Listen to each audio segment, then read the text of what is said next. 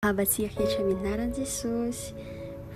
Faly indray ny tenako hizara aminareo ny rahampitso fahamarinana ny anio. Mitondra ny lohateny hoe ny fitoriana ny filazantsara fiaina. Ny ten'Andriamanitra dia nalaina tao amin'ny Romana 10:20 ny 9:20 ka hatramin'ny 20. Mivaky toy izao ny anaran'i Jesosy. Hatrany Jerosalema ka manodidina hatrany Ilirikiona no nanambarako feno ny filazantsara Kristy. Efa faniriko hatramin'izay ny toron'ny filazantsara any amin'ireo izay tsy mbola mahalala an'i Kristy, mba tsy hananganako eo ambonin'ny fototra izay nahorin'ny sasany. Amen. Ny apôstôly Paoly ao amin'ny andinin'ny fanokafany io dia milaza amintsika zavatra lalina momba ny halehiben'ny asa fitoriana nataony.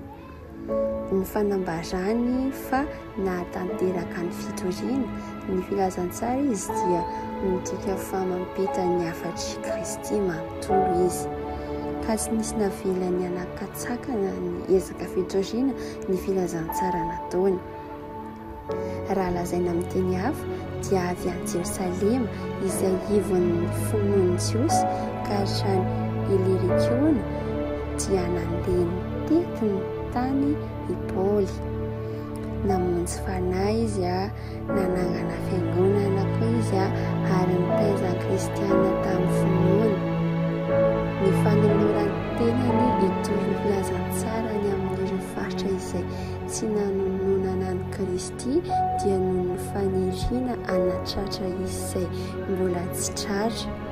Ka nanatanteraka ilay iraka lehibe nomeny Jesosy Tompo hoe koa mandeha ianareo dia atovy mpianatra ny firenena rehetra. Izany isika ao Matio 7:20 ny 9:20 ka hatramin'ny 20.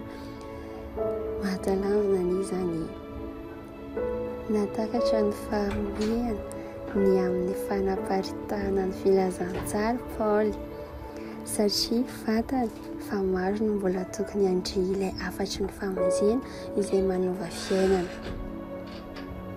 Taty aoriana tao amin'ny andininy 13 dia no hamafisina fa tsy manana toerana intsony hitoriana filazantsara tany amin'ireo faritra ireo izy. Maneho izany fa nanao tampahatokiana ny asan'Andriamanitra sy asana ny ankinan'Andriamanitra taminy izy. Ary izao dia vonona ny hifindra amin'ny faritra vaovao izy. Toy izao ny fomba nitorian'i Paoly ny filazantsara ka namaka tsara ilay hafatra.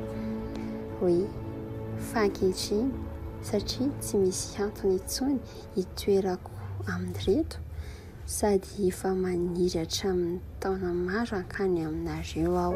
Izany teny izany atsika amin'ny Romana 5:20 ao amin'ny andininy 7:20.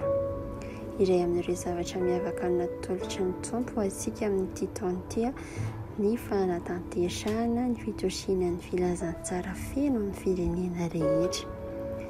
Inoa izany ary fantaro ny anjara asanao amin'izany. Hoy Jesosy ao amin'ny Matio 5:20 ny andininy 5:20 mivaky toy izao ny anaran'i Jesosy.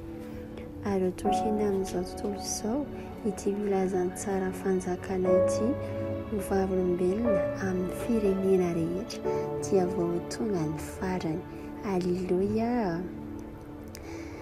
Voatavinao izany teny izany mino fa voatahinao nanasanao hivavakitsika za manona tianao mamekina mpandresin-dahatra izay malalo misaotra anao no ny tombotsoa nanana anjara izay anjara miniraka goavany dia ny fitoriana filazantsara amin'ny firenena rehetra. Ambarako fa n'ity taona ity dia ho hitanay ny fahafinoan'ny hafatrao hipaka amin'ny zavatany rehetra.